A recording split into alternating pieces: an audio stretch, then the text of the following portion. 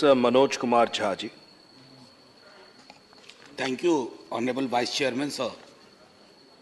One of the greatest regrets of my life, which I would share, is that I could not pursue law. I got admitted in the same institution, CLC, but then I withdrew and did something else. Listening to others and listening to Honorable Minister Saab itself, and learning from the fact कि जब से आया हूं तब से कोई भी कानून किसी के लिए भी बने, इट्स लॉयर्स डिलाइट, उनकी जिंदगी रोशन होती जा रही है, बाकी कहीं रोशनी हो या ना हो, इसलिए हर दल में वकीलों की बड़ी पूछ है। आप ये देख लो, चाहे उधर या इधर। It's a regret. Anyway, vice chairman साहब, कोशिश कर रहा था हिंदी में ही बोलूं क्योंकि भाजपा के मित्र कहते हैं हिंदी में बोलो, लेकिन ये बड़ा टेक्निकल सा सब्जेक्ट था तो मेरे लिए बहुत, आर्बिट्रेशन की हिंदी में अभी तक नहीं समझ पाया हूं कि उसकी हिंदी क्या है। अब बताइए, इतना लंबा चौड़ा मध्यस्थता का। Anyway, honourable vice chairman sir, in the backdrop I would say, sir कोशिश कर रहा हूं ना, अब बिल सरल बनाइएगा। बघेल साहब के बारे में मैं कुछ नहीं कहना चाहता हूं, आजकल इनको भी सपने में लोग आने लगे हैं।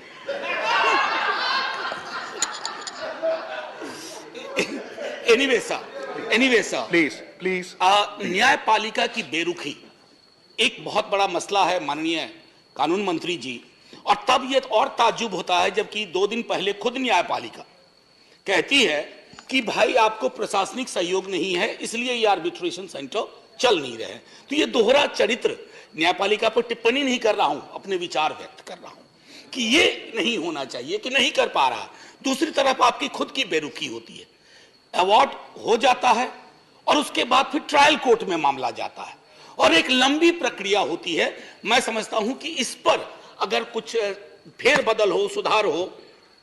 एक हमारे कई दोस्तों ने प्राथमिक तौर पे जो हमारी प्रेफरेंस हमारे आर्बिट्रेशन का रहा वो तदर्थवाद का रहा, एडहॉकिज्म का, उसको आपको सबसे पहले जब आप इसको फ्रेम करें तो you have to address that. Having said that, so couple of more points. मेरे एक साथी बिहार के हमारे सीनियर लीडर सुशील मोदी जी कह गए पंच परमेश्वर प्राचीन काल में हुआ करता था। सर उतना प्राचीन काल में मत जाइए क्योंकि हर पंच परमेश्वर नहीं हुआ करता था, उसका भी हम आज तक भुगत रहे हैं। कुछ बीच बीच का मसला रखिए ताकि एक बेहतर व्यवस्था बने।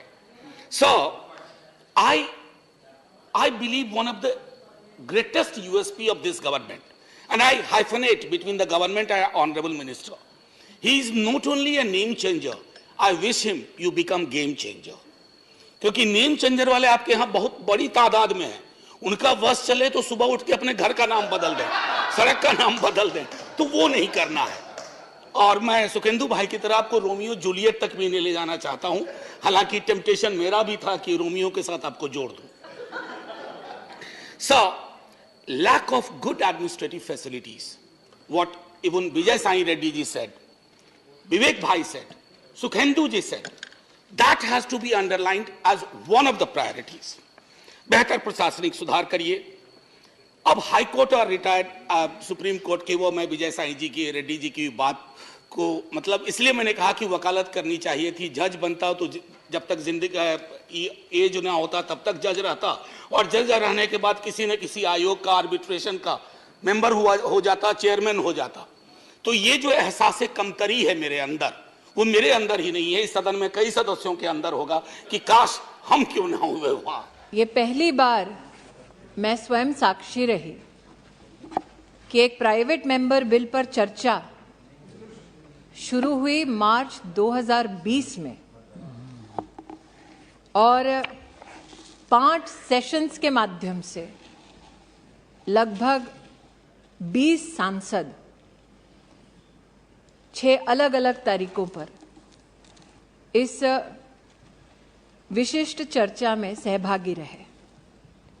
सर्वप्रथम मैं सभी सांसदों का आभार व्यक्त करती हूं कि इस चर्चा के माध्यम से उन्होंने हमारी देश भर की आंगनवाड़ी बहनों का सम्मान किया, उनका समर्थन किया, उन्हें सदन में महिमा मंडित किया। कुछ सेशन पहले मैंने एक विशिष्ट सांसद का भी अभिनंदन किया। जगदम्बिका पाल जी आज सदन में नहीं है, लेकिन इस 2 वर्ष की अवधि में सबसे लंबा अगर किसी ने प्रस्तावना की सदन में आंगनवाड़ी बहन के समर्थन में, तो वो सौभाग्य जगदम्बिका पाल जी को प्राप्त है। मैं उनकी अनुपस्थिति में ही सही, लेकिन पुनः सीनियर मेंबर ऑफ पार्लियामेंट का मैं अभिनंदन करती हूं, उनके प्रति आभार व्यक्त करती हूं।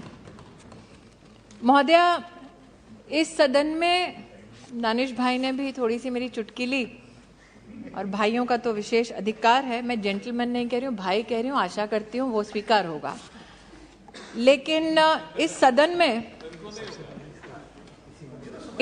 में कई विशिष्ट व्यक्ति जो ट्रेजरी बेंच से नहीं हैं, जिनके पास ये सौभाग्य रहा कि 1 दशक तक उन्होंने सत्ता की गलियारों में ऐसे विषयों पर अपना कहीं ना कहीं मार्गदर्शन दिया अथवा प्रशासनिक ढांचे में नेतृत्व दिया अथवा तब की सरकार में अपना योगदान दिया। आज विपक्ष में उन्होंने आंगनबाड़ी सेविका बहनों के बारे में गुहार लगाई।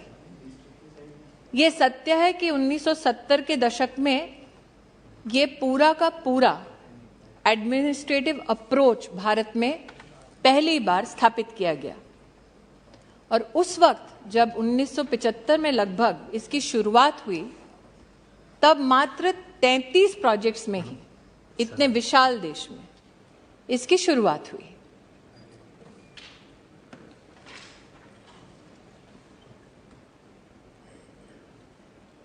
प्रोजेक्ट से आज 13 लाख आंगनवाड़ियों में देश की महिलाओं और बच्चों को सेवा देती हमारी ये बहनें, उनके संदर्भ में रितेश पांडे जी ने प्रस्ताव रखा। मैं रितेश पांडे जी की अनुपस्थिति में महोदय आपकी अनुमति से 2-3 तथ्य रखना चाहूंगी, जिन्होंने आज भारत सरकार से गुहार लगाई कि आप क्यों ऑनरेरियम बढ़ाते नहीं, आप क्यों ऑनरेरियम की दृष्टि से इसे ना देखकर सैलरीड क्लास की दृष्टि से इसे देखें।